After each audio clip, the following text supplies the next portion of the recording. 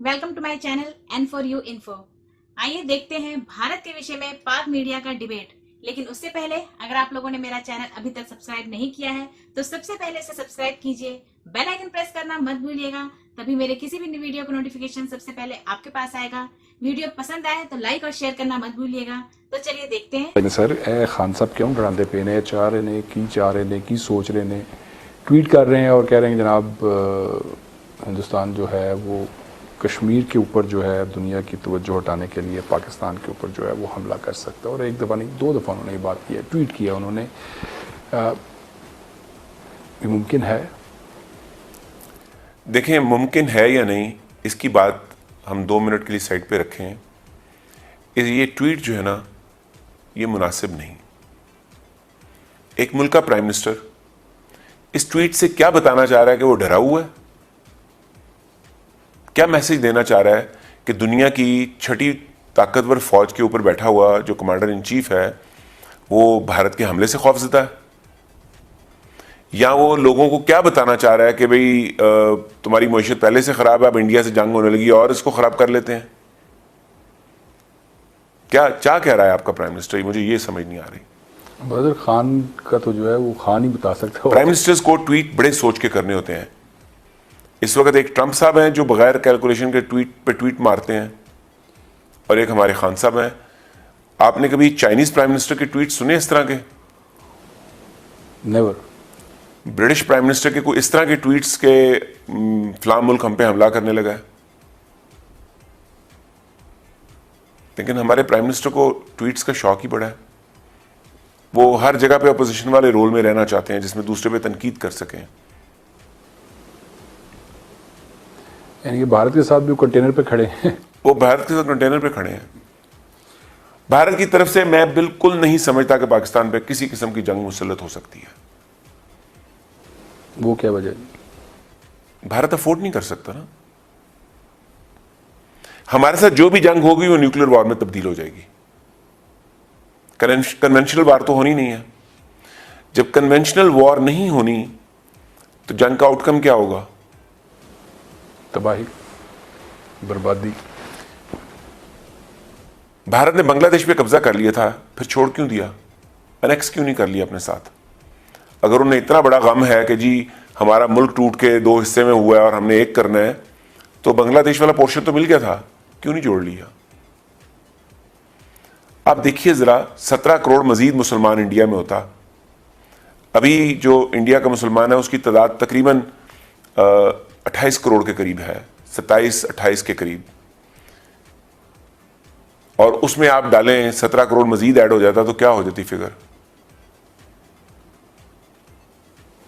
तो आप ये कहना चाह रहे हैं कि इंडिया जो है वो भी राजी है, जो तकसीम हो चुकी हुई है वो भी नहीं चाहता कि ये भारत के जो सीनियर सियासतदान थे, ये तकसीम उनकी ख्वाहिश पर, उनकी रजामंदी से हुई हुई है।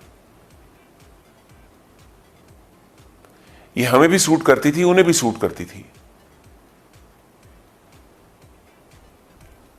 और अंग्रेज जाते जाते कश्मीर का इशू अनरिजॉल्व इसीलिए छोड़ के गए थे कि इसको लेके ये आपस में लड़ते रहे। और वो हम पूरा उसके ऊपर जो वो हम उनकी प्लानिंग के ऊपर पूरा उतर रहे हैं। 72 साल से हम उसको पूरा लेके चल रहे हैं।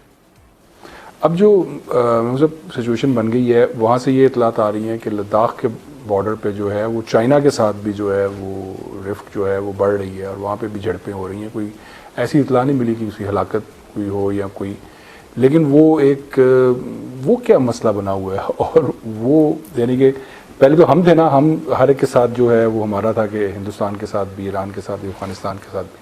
अब हिंदुस्तान भी जो है वो चाइना के साथ भी है, तो उधर नेपाल के साथ भी जो है वो मसला बना हुआ है, इधर हमारे साथ भी बना हुआ है। ये क्या हो रहा है? देखिए, पाकिस्तान के साथ जो मोदी साहब अग्रेसिव बयान देते रहते हैं ना, he does not really mean it. आपको याद है जब अभिनंदन का जहाज यहाँ गिरा था तो यहाँ ऐसा पैनिक क्रिएट हुआ था कि पूरी फुल फ्लेज वॉर होने जा रही है। यहाँ बड़े लंबे लंबे इजलास हो रहे थे। और तो मैंने प्रोग्राम में भी बैठ के कहा था और आपके साथ अकेले में भी कहा था, ये जंग नहीं हो सकती, आगाज ही नहीं हो सकता इसका। बिल्कुल कहा था। उस वक्त बड़े दिफाई तज्जियाकार बैठ के तज्जिया कर रहे थे कि ये जंग होगी तो ये इधर से ये होगा और उधर से वो होगा। ये जंग नहीं हो सकती। और उस भारत के मोदी साहब जो हैं, उन्हें इंडियन अवाम जो उनके सपोर्टर हैं, उनकी सपोर्ट लेने के लिए पाकिस्तान के बारे में नेगेटिव बोलना होता है। ये उनकी पॉलिटिकल मजबूरी है। हमारे यहां anti Pakistan, anti India vote नहीं मिलता। जब एंटी इंडिया वोट नहीं मिलता तो हमारे लीडर्स नॉर्मली इंडिया के खिलाफ बोलने से गुरेज ही करते हैं। को बड़ा एपिसोड हो जाए तो एक आध जुमला बोल देते हैं। अब देखें, इंडिया ने कश्मीर का स्टेटस चेंज किया, उसमें भी हमारे यहां कोई ज्यादा शोर नहीं मचाया गया। अब सिचुएशन यह है कि पाकिस्तान के साथ जो भी जंग होगी वो न्यूक्लियर वॉर पे कन्वर्ट हो जाएगी, लेकिन चाइना के साथ जो जंग होगी वो न्यूक्लियर वॉर नहीं होगी।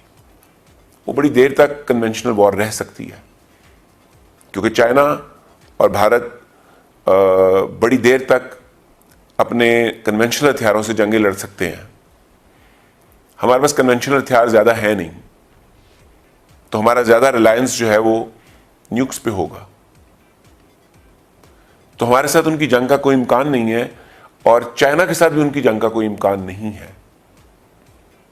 अब बैठ के कैलकुलेट करते हैं ना फैक्टर्स। जी, जब तक किसी जंग में किसी एक मुल्क को फायदा होने का इम्कान नजर ना आ रहा हो, जंग नहीं हुआ करती। भारत चाइना की जंग में भारत को कोई फायदा नहीं होने लगा तो वो इस जंग में पहल नहीं करेगा। और चाइना उनको अपना माल बेचता है हर साल $60 अरब का। वो नहीं चाहेगा कि उस जंग के जरिए उसका $60 अरब सालाना मर जाए। और $60 अरब पाकिस्तान के पास आ जाएं तो हमारी तो पूरी लॉटरी निकला है। तो यानी कि ये इसी तरह जो हल्का फुल्का जो है वो ये बजट के दिनों का शुगल होगा, और बजट के दिनों का शुगल बाद में, हाँ, इसमें स्ट्रेटेजीज भी इन्वॉल्व हैं। वो स्ट्रेटेजीज जहां तक भी जाएंगी वो जंग की नौबत तक नहीं लेके जाएंगी। ये उधर का भी बजट बढ़ेगा। यानी अगर भारत पाकिस्तान पे प्रेशर डाल के पाकिस्तान को अंडर प्रेशर ले आता है तो चाइना को ये सूट नहीं करेगा। चुनाचे वो लद्दाख में अपने आप को थोड़ा एक्टिव करने की कोशिश करेगा ताकि भारत देख ले कि मैं भी आ गया हूं, और भारत ज्यादा हिम्मत ना करे कि आगे बढ़ना है। तो अब देख लें, जब चाइना फैक्टर ऐड हुआ है तो मोदी साहब ने चाइनीज प्राइम मिनिस्टर पे एक जुमला नहीं कसा, चाइनीज फौज के बारे में उन्होंने एक जुमला नहीं कहा। वो जितने जुमले हैं वो सिर्फ पाकिस्तान के बारे में कहते हैं क्योंकि वो उन्हें सूट करते हैं। लेकिन अगर उन्होंने चाइना के बारे में जुमला कहे तो ये जुमले जंग की तरफ लेके जा सकते हैं। ये इधर से एक जुमला बोलेंगे, उधर से फिर 2 जुमले आएंगे, तो फिर वो हालात गर्म हो जाएंगे। तो वो नहीं बोलेंगे ऐसे जुमले। बहुत बोलेंगे तो कैलकुलेट करके बोलेंगे, दोस्ती की बात करेंगे, इख्तलाफात को ख़त्म करने की बात करेंगे, जंग की धमकी नहीं देंगे। तो उधर चाइना के साथ उनका डायलॉग प्रोसेस का आगाज हो जाएगा, वो मसला उनका हल हो जाएगा। इधर क्या होगा सर? इधर भी कुछ नहीं होगा। इधर भी हमसे जंग लड़के उन्हें कुछ नहीं मिलेगा। आजकल जहां हमारी इकॉनमी बहुत मुश्किल का शिकार है, वहां इंडियन इकॉनमी भी बड़ी सख्त मुश्किल का शिकार है। इंडिया के अंदर हमारे से ज़्यादा गुर्बत है। अगर हमारे पास कम पैसे हैं तो आबादी भी कम है, बोझ भी कम है। अगर उनके पास थोड़े पैसे ज़्यादा हैं तो बोझ भी उतना ही ज़्यादा है, लायबिलिटीज़ भी उतनी ज़्यादा हैं। तो इस वक्त वो ऑलरेडी अपनी इंटरनल इंतशार का बहुत शिकार हैं। वहाँ जो इस वक्त एंटी मुस्लिम सेंटिमेंट्स डेवलप करवाए हैं उन्होंने, उसके नतीजे में 28 करोड़ मुसलमानों के दिलों में एंटी इंडिया सेंटिमेंट्स डेवलप होना शुरू हो गए हैं। और अगर 28 करोड़ आपकी आबादी का आपके खिलाफ हो जाए तो मुल्क के लिए इकोनॉमिक ग्रोथ तो नामुमकिन हो जाती है। ये तो बिल्कुल सूट नहीं करेगी इंडिया को। उन्हें सूट करेगा कि फौरी तौर पर इसको दोबारा सेकुलरिज्म की तरफ लेके जाएं।